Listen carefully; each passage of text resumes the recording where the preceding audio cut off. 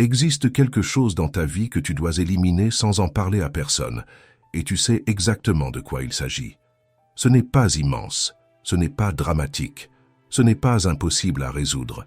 C'est juste quelque chose qui est resté là beaucoup trop longtemps, une habitude qui t'épuise, une relation qui te draine, une idée que tu répètes sans même t'en rendre compte, une peur que tu n'as jamais pris le temps de questionner. Et il y a une vérité très simple. Personne ne grandit en portant ce qu'il aurait déjà dû déposer depuis longtemps. Tu n'as pas besoin d'en faire plus, ni de courir plus, ni de te mettre encore plus de pression. Tu as besoin d'enlever en silence ce qui dévore ton énergie sans rien te rendre en retour.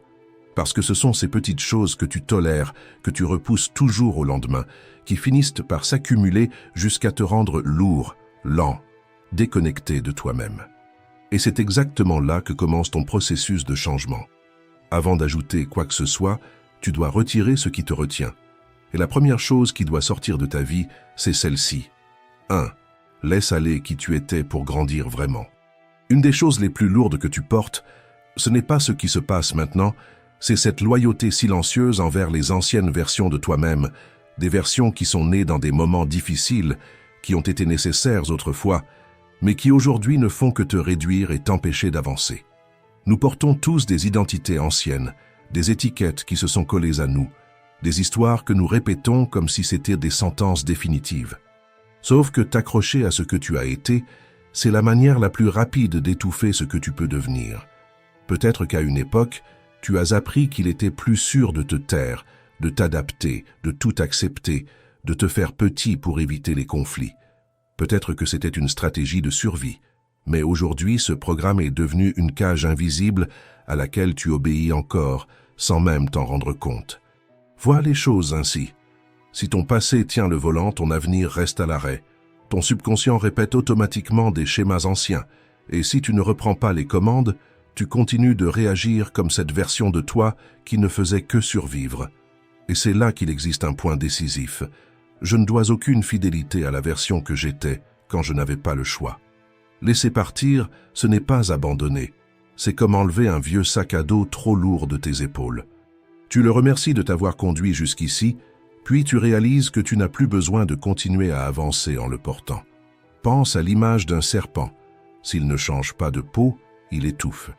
Garder ce qui ne sert plus enlève la mobilité, enlève l'air, enlève la vie. C'est exactement ce qui se passe quand tu insistes pour garder ton ancienne peau émotionnelle. Elle sert tes rêves, elle sert ton potentiel, elle sert ton expansion. Le prochain niveau de ta vie ne sera pas vécu par une version recyclée de ton passé, mais par une version nouvelle, plus consciente, plus courageuse, plus alignée avec ce que tu veux construire. Cette version naît au moment précis où tu décides d'arrêter d'être fidèle à ce qui te diminuait. Alors, sois honnête avec toi-même. Dans quel domaine de ma vie est-ce que j'agis encore comme cette version réduite qui ne savait que se faire petite? Peut-être dans tes relations, en acceptant moins que ce que tu mérites, peut-être dans ton travail en te cachant par peur de te tromper, peut-être avec toi-même en te traitant comme quelqu'un qui ne peut pas grandir. Aujourd'hui, tu n'as plus rien à prouver à ceux qui t'ont connu petit. Aujourd'hui, tu dois te prouver à toi-même que tu ne vas pas continuer à vivre en dessous de ce que tu sais pouvoir être. Si ce message t'a parlé, écris en commentaire. Aujourd'hui, je laisse derrière moi ma petite version. Un symbole de ton choix intérieur, de cesser d'honorer l'identité qui te retenait et de commencer à honorer celle qui va te libérer. Avant de continuer, je te demande seulement 2 choses. Aime la vidéo et abonne-toi à la chaîne. Cela aide ce message à atteindre d'autres personnes qui ont, elles aussi, besoin de se réveiller et de retrouver leur force. Maintenant, passons à la 2e chose qui doit sortir de ta vie. 2. Arrête de dépendre de la validation des autres. Quand ta vie tourne autour du fait de plaire, tu arrêtes d'exister pour commencer à jouer un rôle. C'est comme porter un masque qui ne quitte jamais ton visage. À l'extérieur, tu souris. À l'intérieur, tu t'effaces. La recherche d'approbation te transforme en acteur sur la scène des autres. Et plus tu essaies de répondre aux attentes de tout le monde, plus tu t'éloignes de toi-même. L'approbation devient une identité. Le rejet devient une sorte de mort silencieuse. Et sans t'en rendre compte, tes rêves commencent à se modeler selon le regard des autres, et non selon le tien. La vérité est simple et rude. Vivre pour plaire aux autres, c'est t'abandonner toi-même. Et quand tu te surprends à ajuster chaque mot, chaque geste, chaque choix pour être accepté, le signal est clair. Tu as compromis ton intégrité pour ne pas compromettre l'opinion de quelqu'un. Comme le disait Épictète, si tu as besoin de l'approbation extérieure, c'est que tu as déjà cédé ton pouvoir. L'authenticité ne sera jamais bon marché, elle va te coûter des applaudissements. Elle va te coûter des compliments faciles, elle va te coûter cette sensation de toujours être apprécié. Mais en échange, elle va te rendre ton âme et ça, personne ne peut te le rendre si tu le perds. Alors fais un choix simple et profond, vivre pour t'adapter ou vivre pour t'exprimer. Si ce message a touché quelque chose en toi, écris dans les commentaires. Je choisis d'être moi. Un engagement silencieux pour abandonner le masque et retrouver ta propre voix. 3. Coupe les personnes toxiques de ta vie en silence. Tu ne guéris jamais sur le même terrain où tu as été blessé, et peu importe à quel point tu es solide, les personnes toxiques trouvent toujours un moyen de vider ton énergie, d'éteindre ta lumière, de brouiller ta paix intérieure. La vérité est simple, tu reçois exactement ce que tu tolères, et quand tu tolères trop, tu apprends au monde à te traiter en dessous de ce que tu mérites. Imagine tes émotions comme un verre d'eau pure. Chaque conversation lourde, chaque ironie, chaque manipulation, c'est une goutte d'encre qui tombe dedans. Goutte après goutte, l'eau qui devrait être limpide commence à s'assombrir, et tu ne te rends même plus compte du moment où tu arrêtes d'être toi-même. Épictète expliquait cela d'une manière encore plus simple, avec l'image d'une maison envahie par la fumée. S'il y a un peu de fumée et que tu peux aérer, tu restes, tu parles, tu ajustes, tu règles les choses. Mais quand la fumée devient dense, qu'elle pique les yeux, coupe le souffle et commence à te faire du mal, la seule décision sensée, c'est de sortir. Pas parce que tu es faible, mais parce qu'il n'y a déjà plus d'air pour respirer. C'est la même chose avec les relations. De petits inconforts peuvent être ventilés, alignés, transformés. Mais quand la cohabitation devient trop enfumée, quand tu perds ton énergie, ton souffle, ta clarté, le chemin le plus sage, c'est de t'éloigner. La vraie question n'a jamais été « combien de fumée il y a ?», mais plutôt « combien de ma vie suis-je en train de perdre à essayer de respirer là où il n'y a déjà plus d'air ?» Et c'est justement là que beaucoup se trompent. Parfois, il y a tellement de fumée que tu ne te rends même plus compte à quel point ça te fait du mal. Parce que tu t'es habitué à respirer quelque chose que tu aurais dû éviter dès le début. C'est pour ça que partir est nécessaire. Et partir en silence est encore plus puissant. Tu n'as pas besoin de justifier tes limites, ni d'écrire de longs discours pour expliquer pourquoi tu t'en vas. Le silence protège, le silence préserve, le silence ferme les cycles sans créer de nouveaux conflits. Les environnements qui t'ont rendu malade ne méritent pas d'assister à ta guérison. Guéris loin de ceux qui t'ont blessé, guéris loin de ceux qui t'ont rabaissé, guéris loin de ceux qui n'ont jamais reconnu ta valeur. S'éloigner n'est pas de la faiblesse, c'est de l'autoprotection, c'est de la maturité émotionnelle. C'est toi en train de choisir de ne plus gaspiller ton énergie à essayer de sauver quelqu'un qui ne veut pas être sauvé. 4. Lâche le contrôle et laisse la vie circuler. Avoir besoin de tout prévoir n'est pas de la prudence, c'est de la peur.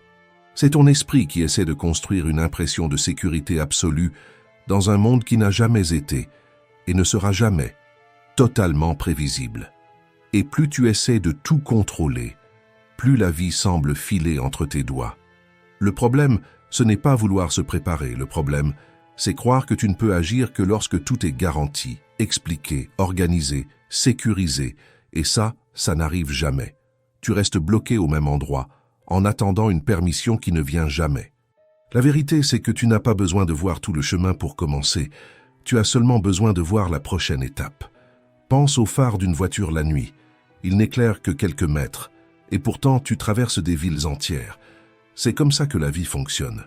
La clarté ne vient pas avant l'action, elle apparaît pendant que tu avances. La certitude est une illusion réconfortante. Le mouvement est la seule clarté réelle. Plus tu marches, plus le chemin apparaît. Plus tu agis, plus la vie te montre ce que tu ne pourrais jamais découvrir en restant assis, à penser, imaginer, essayer de deviner chaque détail avant de vivre. Tu n'as pas besoin d'avoir toutes les réponses. Tu dois commencer avec celles que tu as, même si elles sont peu nombreuses, même si elles te semblent petites. Pense à quelqu'un qui repousse un projet, parce qu'il ne sait pas encore tout, à la formation qu'il ne fait jamais parce qu'il ne maîtrise pas tous les modules, au business qu'il n'ouvre pas parce qu'il ne comprend pas encore tous les détails, à la conversation importante qu'il évite parce qu'il n'a pas trouvé les mots parfaits. Ce qui manque, ce n'est pas la connaissance, c'est le premier pas. Les stoïciens rappelaient toujours que la clarté naît du mouvement. Cléante, disciple de Zénon, disait que c'est en marchant que l'esprit s'éclaire. Une phrase simple et puissante qui résume tout. Tu penses mieux en agissant, tu comprends mieux en vivant, tu vois mieux quand tu arrêtes d'attendre que la route se dessine toute seule. Quand tu fais le premier pas, le monde répond. Quand tu fais le deuxième, la route apparaît.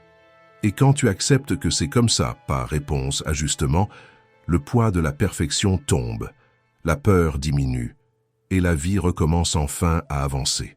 Alors, si tu es vraiment déterminé à avancer même sans tout savoir, écris dans les commentaires « Je continue avec ce que j'ai ». Un rappel que la route n'apparaît que pour ceux qui marchent. 5. Arrête de saboter ton propre progrès. Tu as déjà remarqué que justement au moment où la vie commence à t'ouvrir une porte, tu disparais, tu hésites, tu repousses, tu te distrais, tu crées des problèmes qui n'existent pas, ou tu perds le rythme sans comprendre pourquoi. Ce n'est pas un manque de force, c'est du conditionnement. Pendant très longtemps, ton système nerveux a appris que ce qui est connu, même douloureux, est plus sûr que ce qui est inconnu. C'est pour cela que, quand quelque chose de bon est sur le point d'arriver, le corps se met en alerte et tente de te ramener vers la zone familière. Pas parce que tu es faible, mais parce que ton esprit confond la croissance avec une menace. Vois les choses ainsi, c'est comme essayer d'avancer en appuyant sur l'accélérateur alors que le frein à main est serré. Tu sens le mouvement vouloir se produire, mais quelque chose à l'intérieur te bloque, te retient, te tire en arrière. Et c'est là que se trouve une vérité que presque personne ne dit. Tu ne crains pas l'échec, tu crains de ne pas échouer. Parce que vivre un niveau supérieur exige une nouvelle identité, exige un nouveau comportement, exige de nouvelles responsabilités. Et cela peut effrayer quelqu'un qui a passé des années à seulement essayer de survivre. Le chaos, aussi douloureux soit-il, est familier. Alors que la réussite est un territoire inconnu et l'esprit essaie toujours de te protéger de ce qu'il ne connaît pas. L'autosabotage n'est rien d'autre que le corps qui dit « Je ne sais pas encore vivre cette vie plus grande ». C'est ici que la sagesse stoïcienne intervient. Sénèque disait « Ce n'est pas parce que les choses sont difficiles que nous n'osons pas, c'est parce que nous n'osons pas qu'elles deviennent difficiles. » En d'autres termes, les stoïciens savaient que la difficulté grandit quand on lui tourne le dos et diminue lorsqu'on décide de l'affronter, un pas après l'autre. Et le plus important, c'est que cela s'apprend, cela se travaille, cela se reprogramme. Pas à pas, victoire après victoire, répétition après répétition. Chaque fois que tu agis avec peur mais que tu avances quand même, tu apprends à ton corps que ce nouvel endroit est sûr et l'autosabotage perd de sa force. La question est, vas-tu rester prisonnier de l'ancien cycle ou vas-tu apprendre à ton corps que ce niveau supérieur t'appartient de plein droit? Aujourd'hui, choisis une seule petite action qui représente ce niveau supérieur. Envoyer un message, envoyer un CV, commencer un projet, appeler quelqu'un, étudier quelque chose, faire ce pas que tu repousses toujours et fais-le avant que le doute n'apparaisse. N'attends pas la confiance, n'attends pas la sécurité. Agis et la sécurité viendra ensuite. L'autosabotage ne résiste pas à de petits actes de courage répétés chaque jour. Si ce sujet t'a touché d'une manière ou d'une autre, écris dans les commentaires « Aujourd'hui, j'interromps le cycle ». C'est la première étape pour que ton système nerveux apprenne que grandir est aussi quelque chose de sûr. 6. Arrête de vivre dans le « un jour ». Un jour est le cimetière de tes rêves. Chaque fois que tu dis « un jour je le ferai »,« un jour je commence »,« un jour je change », cette promesse vide est repoussée encore et encore jusqu'à devenir ce que tu sais très bien. Jamais. L'esprit adore tout repousser vers le futur parce que cela te protège du risque du présent. Dire un jour donne une fausse impression de sécurité, comme si tu avais encore un temps infini pour faire ce qui doit être fait. Mais la vérité est simple. Plus tard n'existe pas et demain n'est jamais garanti. C'est comme rester planté devant la porte de chez toi à attendre la météo parfaite pour sortir, pendant que la vie, elle, se déroule déjà dehors. Tu regardes le ciel, tu observes les nuages, Tu réfléchis encore un peu, et quand tu t'en rends compte, la journée est terminée. Tu n'as pas vécu, tu as seulement repoussé. Ce qui transforme ta vie, ce n'est pas d'attendre le moment idéal. C'est de faire le premier pas et d'ajuster ton chemin en avançant, c'est de commencer sans toutes les réponses, sans certitude, sans garantie. La clarté ne vient pas avant l'action, elle vient parce que tu agis. Et voici un point que presque personne ne mentionne. Tout rêve repoussé se transforme en culpabilité.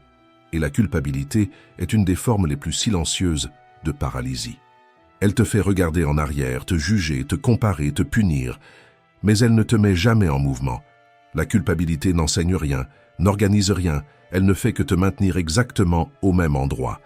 Et c'est ici que la sagesse stoïcienne intervient avec précision. Épictète disait « La personne immature culpabilise les autres, celle qui commence à mûrir se culpabilise elle-même. Mais la personne mûre ne culpabilise ni elle-même ni personne. » Qu'est-ce que cela signifie?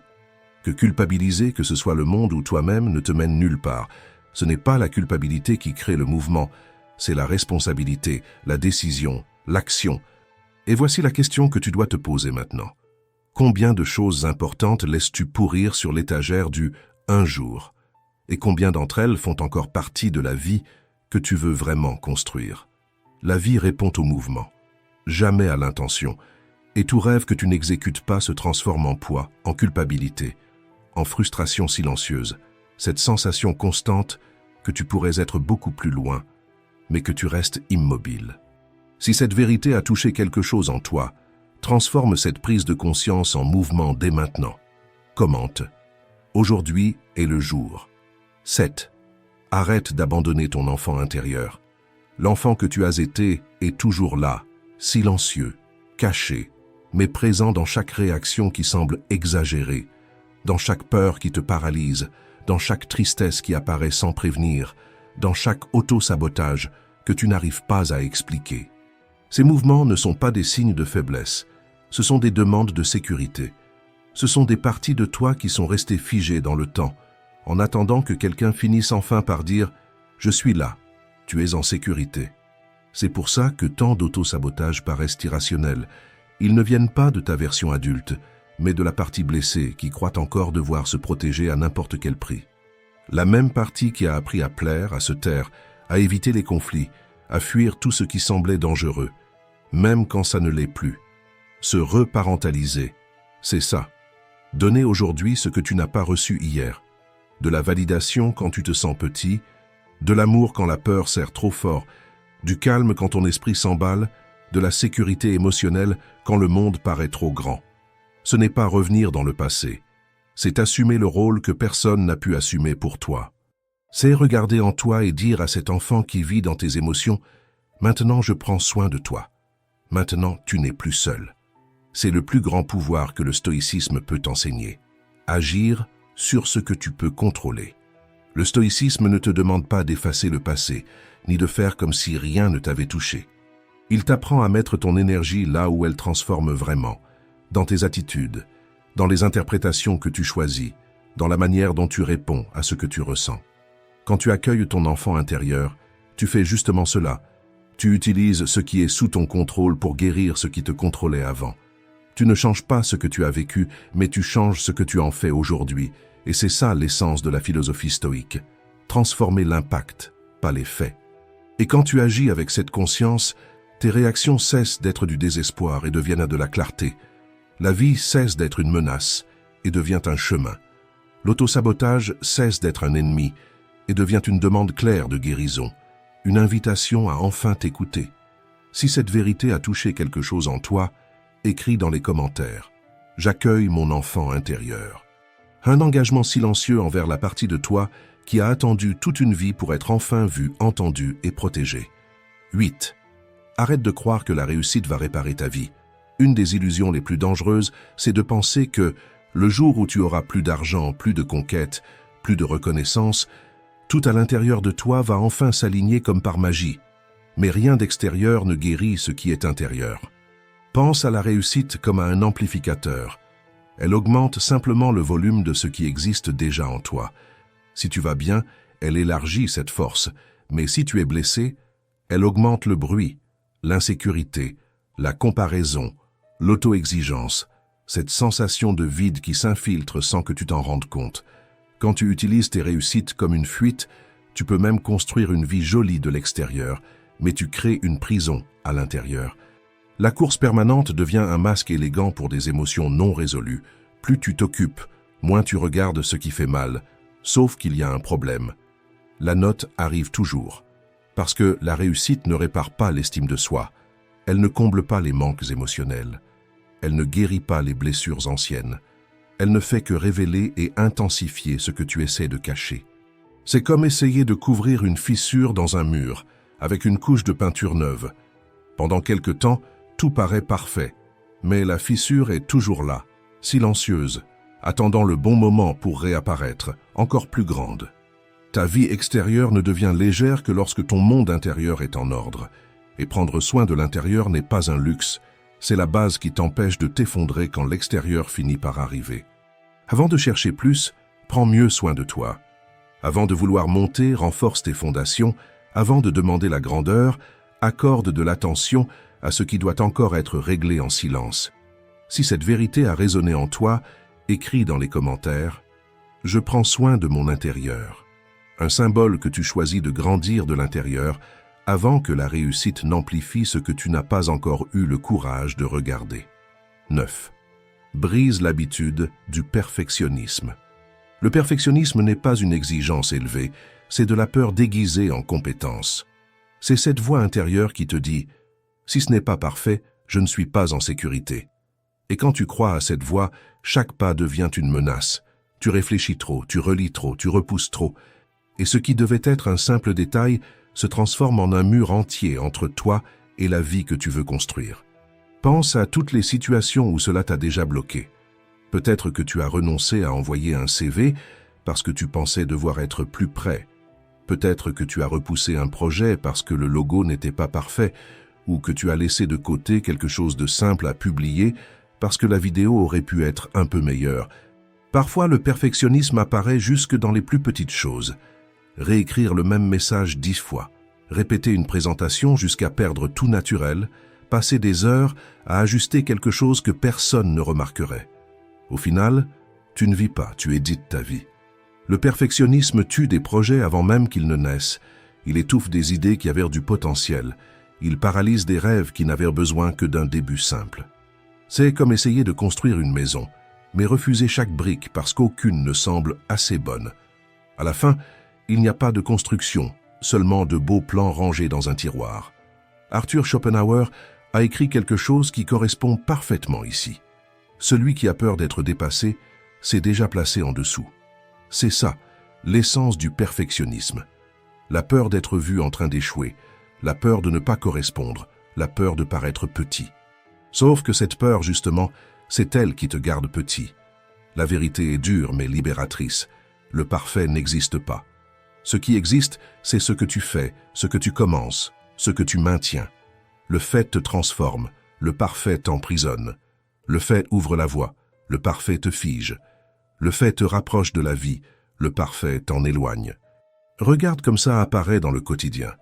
L'écrivain qui passe des années à polir le premier chapitre et qui n'écrit jamais le deuxième, le musicien qui ne sort jamais une seule musique parce qu'elle n'est pas encore au niveau, l'étudiant qui étudie tellement avant de commencer qu'il ne commence jamais, l'entrepreneur qui a tout prévu mais qui n'ouvre jamais sa porte. Tu as déjà remarqué que ceux qui évoluent vite ne sont pas ceux qui font parfait. Ce sont ceux qui font beaucoup. Ceux qui essaient, testent, se trompent, ajustent, essaient encore. Ceux qui comprennent que la répétition construit une force que l'idéalisation ne construira jamais. Personne n'améliore ce qu'il ne commence pas. Personne n'évolue dans ce qu'il ne pratique pas. Personne ne construit du courage en attendant le scénario idéal. Tu grandis en faisant, pas en imaginant. Si ce que tu viens de lire a fait écho en toi, transforme cette compréhension en symbole. Commente. Le fait vaut mieux que le parfait. Et rappelle-toi, chaque fois que tu choisis le fait plutôt que le parfait, tu choisis ta liberté. 10. Arrête d'avoir peur d'échouer. L'échec ne détruit personne, ce qui détruit, c'est le sens que tu lui donnes. Échouer ne dit pas « tu es incapable », ça dit simplement « tu es en train d'apprendre ». L'esprit crée un drame autour de l'erreur parce qu'il essaie de protéger ton ego, pas ta croissance. Et c'est pour ça que tant de gens abandonnent avant même de commencer. Ce n'est pas la peur de tomber, c'est la peur de ce que la chute va dire d'eux, la peur d'avoir l'air ridicule, pas prêt, jugé. Sauf que l'échec n'est pas une sentence, c'est un processus. C'est le chemin inévitable de toute personne qui construit quelque chose de réel. Personne ne traverse un pont tout neuf sans entendre quelques grincements. Ça ne veut pas dire qu'il va s'effondrer.